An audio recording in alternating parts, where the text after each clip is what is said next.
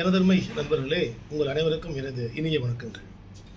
அது உங்களெல்லாம் சந்தித்தே கிட்டத்தட்ட ஒரு வாரம் முதல் 10 நாட்கள் ஆகிவிட்டன. ஏனென்றால் இடைவிடாத பணி, நீதிமன்ற பணியில் இப்போ அது ப்ரிப்பரேஷனு, கேஸு, டிராஃப்டிங்கு, ஆர்கியூமெண்ட்டுக்கு படிக்கிறது, ஜட்ஜ்மெண்ட் தர்றது.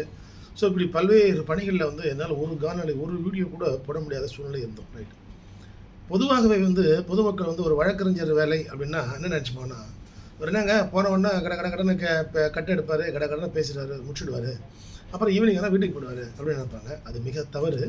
இது எல்லாருமே தெரிஞ்சுக்கணும். ஒரு வழக்கறிஞர் தொழிலில் ஒரு வழக்கறிஞர் ஒரு நீதிமன்றத்திலே அவருடைய வழக்கு கூப்பிடும் பொழுது 1 மணி நேரம் பேசுகின்றார் என்றால், அல்லது பேச வேண்டும் என்றால், அவருடைய அலுவலகத்தில் அது சம்பந்தமாக படிக்கிறது, குறிப்பெடுக்கிறது, ஜட்ஜ்மெண்ட் வெரிஃபை பண்ணுறது, இதுக்கு முன்னாடி இந்த வழக்கில் என்ன சொல்லியிருக்கிறாங்கிறத பார்க்குறது, அந்த பர்டிகுலர் செக்ஷனோட டிஸ்பியூட் அந்த வழக்கில் இதெல்லாம் அவர் ஒரு கிரவுண்ட் ஒர்க் பண்ணுறதுக்கு ஒரு 3 அல்லது 4 நாட்கள் கிரவுண்ட் ஒர்க் பண்ணால் தான் அவரால் குறைந்தது 1 மணி நேரம் அந்த நீதிமன்றத்தில் அந்த வழக்கை நடத்த முடியும். ஸோ பல மணி நேரங்களில் நீதிமன்றத்தில் வழக்கு நடத்துகிறேன்னா பல நாட்கள் ஒரு வழக்குக்காகவே படிச்சுக்கிட்டே மாற்றி ரெஃபரன்ஸ் பார்க்க அது ஒரு வழக்கை படிக்கிறோன்னா அந்த ஒரு கட்டு மட்டும் படிக்கிறது கிடையாது.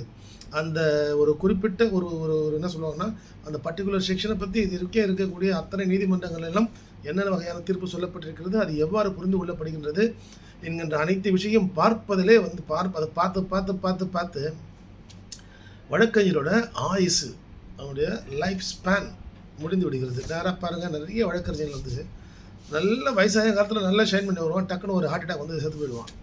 அவனால் அதை அனுபவிக்க முடியாமல் போயிடும். என்னடா, அவ்வளோ டென்ஷனான தொழில், அவ்வளவு நேரம் நீங்கள்